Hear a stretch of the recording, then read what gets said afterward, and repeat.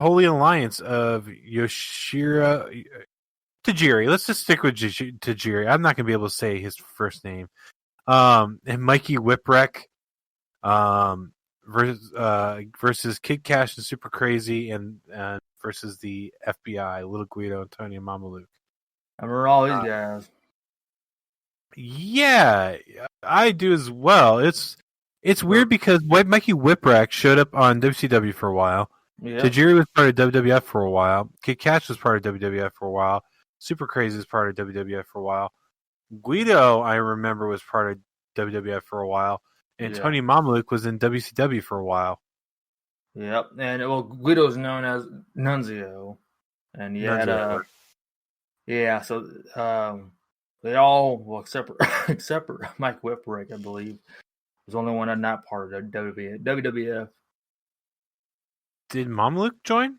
I don't remember Mamaluke being there. Yeah, he was part of them too. He was part of the FBI inside WWE too. But he had Nunzio and who else with him? There was somebody else that was part of that, right? Yeah. Who's the other person part of that?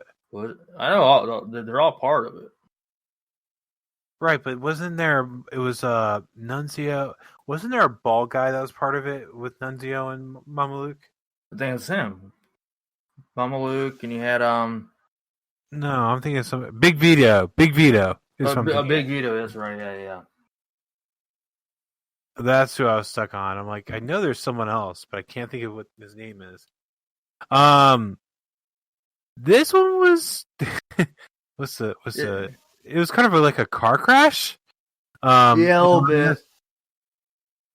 Although I did really, really, really get into Mikey Whipwreck being a heel and kind of like the cocky, arrogant heel. He finally showed some life to us. He was a guy who got his ass kicked for a long time and lost a lot in ECW even before then. Yeah, but it was one of those where he definitely put out a lot of character work throughout the match. You know, by far, yeah. That cocky heel, working with Tajiri, and just kind of taking full advantage. Kind of interesting huh? Go ahead. What were you gonna say? I say it's kind of interesting how much of a name and a push Tajiri had in ECW compared to obviously WWE. I mean, he had a good run in WWE, WWF, but it was just so different being in ECW, so different. Yeah, it's amazing that they give him a little more, but I know his size didn't always match up to what Vince McMahon had in mind either. But he had a great, obviously Tajiri had a great, phenomenal run in ECW, but it's just interesting to see the differences. Mm-hmm. It is, and with Mikey Whipwreck, even though he had a great run in ECW and had a not so great run in WCW, he's trained a lot of people that went on to be stars in their own rights. Mm-hmm. Absolutely. Like notables are Amazing Red, Kurt Hawkins, Tony Nese, Zack Ryder, Don Marie, Jay Lethal, John Silver of the Dark Order, and Trent Beretta. Yeah. So also, it's super crazy too. He was a heck of a star in ECW too. Kid Cash had something really positive, obviously, in ECW too. Super Crazy was a kick in WWE, but they didn't really give him his due there. It was there wasn't so many that they really gave a fair run. Obviously, the biggest run he really had was RVD. It seems like with Hispanic. Well, let's go with Super Crazy in general. It seems like with Hispanic wrestlers, WWE is like, "Are you Rey Mysterio? You don't get no push." Like it can come off that like that a lot of times, yeah. Because there's only two that I could really think of that got a good push, and that was Eddie Guerrero and Rey Mysterio. That's kind of where it's you try to be yourself because that's what you need to be yourself, and it's like they want that next Mysterio or Guerrero. It's like, let them be themselves. That's what they got. Just be themselves. If themselves is not good enough, and tweak it up. But you don't have to have be okay. You're gonna be the next. Yeah, you don't need to be that. Just be yourself. But it don't always work in each company though either. Which I understand. It's just you're like in a different company, different world, so it may not work. And that WWE not obviously work with it don't work the same way as obviously like New Japan. You're right, and it's just someone like I'm gonna use Andrade as an example. Andrade was a perfect example of someone that they could push, but nothing happened. But back to ECW. So this was a pretty good match overall. Would you end up rating it? I gave it 5.7. Okay, you and I are not too far apart. I gave it a 6, and I'm gonna be completely upfront with you. A lot of that was carried by Mikey Whipwreck.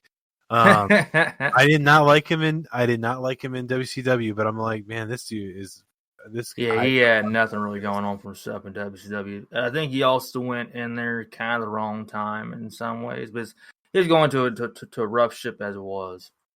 Right. Well, that's true. That's true, but he was there during the 3 count days, which were kind of like this cruiserweight revolution in a way. We look at it. Well, Mike Whipwreck wasn't cruiserweight. He was involved in their matches a lot. Yeah, and I didn't shed a lot there. Shouldn't have been in that area, but that's neither here nor there. I believe he was also now I would say that the hardcore stuff a little bit too in WCW, but I think that's more different time period. The only reason he was in the hardcore match is because he came from well, obviously so ECW, but Whipwreck had something there, but you can't match in every world. No, but he kind of deserved more than he got, is what I'm trying to get at. Yeah, no, I'm not disagreeing. Yeah, just it's it's what the promoter feels that you're worth and feels like where they put you in at. So they didn't have that spot for him that they needed, or a bigger spot for him. I think it would when Vince McMahon probably didn't see him for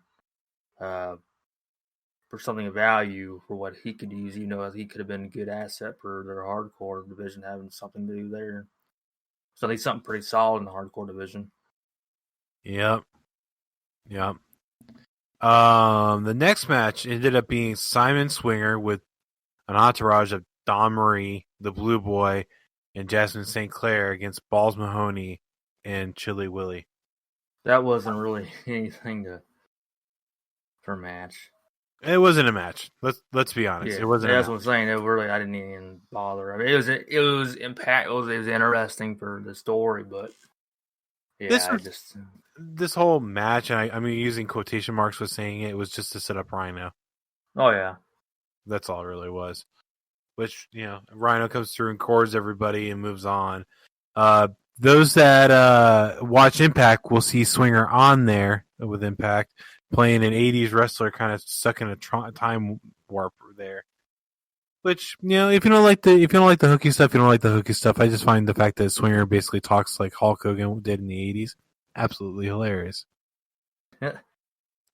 You like that. What's going on now, but I'm just not into that. Where's we're at with that right now? I like it because it's he's selling it like he believes it is what makes it the best for me.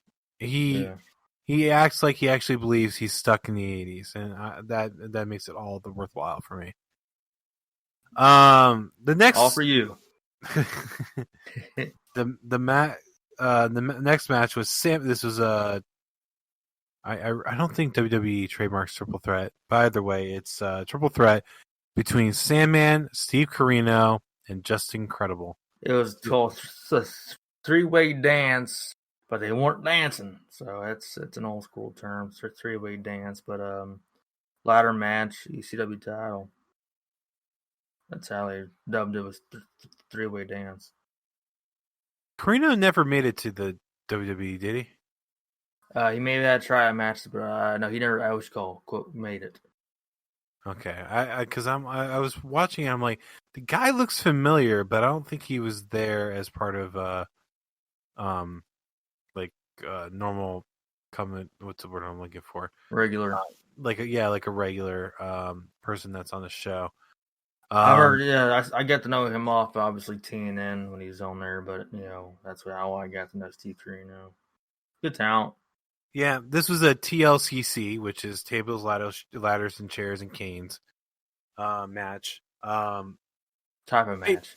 Yeah, I'm not a big fan of Sandman. I'm gonna say that up front, which is kind of odd because I'm a big Metallica fan, and he does come out to Enter Sandman. I wasn't really a big fan of him. He did show up in WCW for a while as Hack, but I was not really a big fan of Sandman. And nothing against the dude. He just he came across like a one trick pony. Beer and kendo sticks. That's basically it. How dare you, man?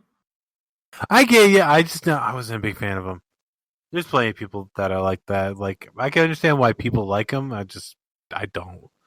I mean, I'm sure there's people out there that are diehard Jeff Jarrett fans, and all he does is a guitar and a fake Russian leg sweep. He does a strut, and he sings. Not really sings, but yeah. Kurt Hennig had a better song in the 90s. No. I was wondering if you're getting caught on. But it wasn't a terrible match. It was a good match, man. Mm-hmm. I think it was really good. You and I can definitely feel it. You and I are going to be different on the ratings. What did you rate? Go ahead. I just gave it a 5. Oh, we are very off. 7.3. Yeah. Well, was that the one you rated higher than Tommy Dreamer? Yeah. Not the other match? Oh, I gave it a 7.3. I gave the I Quit match 7.3. Gave him the same rating. Okay. For some reason, I thought you said 7.1. Either way, that's fine. No, I don't do 0.1s. Okay, understood. So yeah, like I could 5. How are you gonna get a 5 for? Nothing. I really did like a lot of the parts of the match. It's just one of those where I couldn't get into, because like it's weird when it comes to three-ways matches. I usually try to see if I can get behind the full story of it. I guess maybe I could move it up to 6, but with Sandman, I wasn't really digging like a lot of his stuff. I actually got more entertained by Incredible, and Steve Corino. I was more entertained by those two in the match. I call him Incredible before his name's Credible. I'm sorry, it was just Incredible, and that's why I stick with Incredible. But yeah, I was more entertained by them than I was the Sandman, and that's just how it is. It's weird how that kind of happens, where you kind of have all these moving parts in a match, and then boom, not being able to get behind all players in the match. So all big as the Sandman. I see how it is. Okay. I don't hate the guy. It's one of those where I really don't have an opinion. I just didn't really dig his stuff. Well, I guess you like the next match. You're talking about Rhino defeating the Sandman? No, because I thought that was kind of with that. I thought that was kind of cheap to do to Sandman. If you're gonna give the belt to Sandman, run with it. Don't have him get gored and Rhino take the belt from him. At that point, you're making Sandman the transitional champion, which speaking of, I ended up being right about the Miz. Transitional champion. They did it to the Miz recently. That was congrats to Lashley. I just felt like yeah.